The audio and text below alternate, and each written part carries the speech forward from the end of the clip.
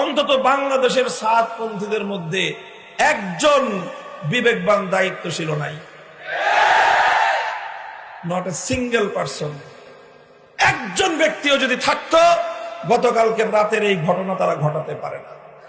গতকালকের এই ঘটনার কোন যৌক্তিক বিশ্লেষণ নাই, দুনিয়ার দিক থেকেও নাই, আখিরাতের দিক থেকেও নাই, সাতপন্থী হিসাবেও নাই, ওলামাপন্থী হিসাবেও নাই। যেই ঘটনা তোমরা ঘটাইলা, এই ঘটনার কারণে আগে তো তোমরা জোর করার জন্য একটা দেন দরবার করার সুযোগ পাচ্ছিলা, ইজতেমা করার একটা দেন দরবার করার সুযোগ পাচ্ছিলা।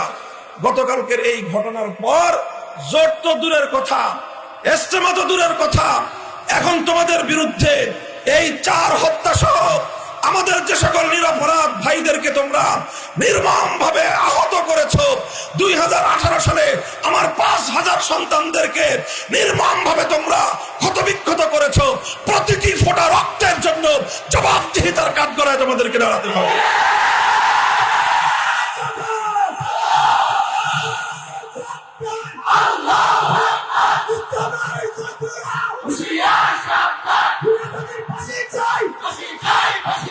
আগাম ঘোষণা দিয়ে যারা এই হত্যাকাণ্ড সংগঠিত করেছে তাদের বিচার যদি না করা হয়, 2018 সালে বিচার হয় নাই বলে আজ 2024 সালে মর্মান্তিক ঘটনা ঘটলো।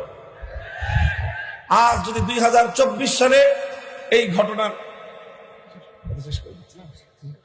2024 সালের এই ঘটনার যদি কোনো বিহিত না হয়, তাহলে এটা একটা ভয়াবহ পরিণাম দেশের উপর, জাতির উপর, মানুষের উপর চেপে আসতে পারে। এরপরেও বলছি, ফাইন ফাআত ফাসলিহু বাইনাহুমা বিল আদল, যদি তারা আবার সঠিক পথে ফিরে আসার কোনো মনোভাব তাদের মধ্যে দেখি, আমি ব্যক্তিগতভাবে বলছি যে উদারভাবে আবারও তাদেরকে মূল স্রোতে দ্বীনি দাওয়াতের মেহনতের সাথে তাদেরকে সংযুক্ত করে নেওয়ার পিছনে এবং সেজন্য চেষ্টা করার ক্ষেত্রে আমাদের কোনো কার্পণ্য থাকবে না। এই যে মাওলানা সাদ কান্দলভি সাহেবের অনুসারী যারা সাতপন্থী, তাদের ব্যাপারে ওলামায়ে কেরাম এমন কোন ফতোয়া দেন নাই যে তাদের ঈমান নাই, এরকম কোন ফতোয়া দেন নাই।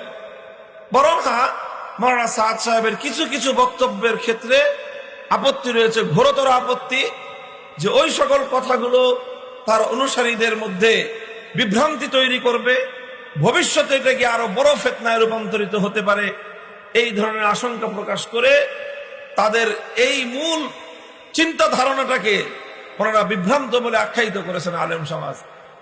সেই হিসাবে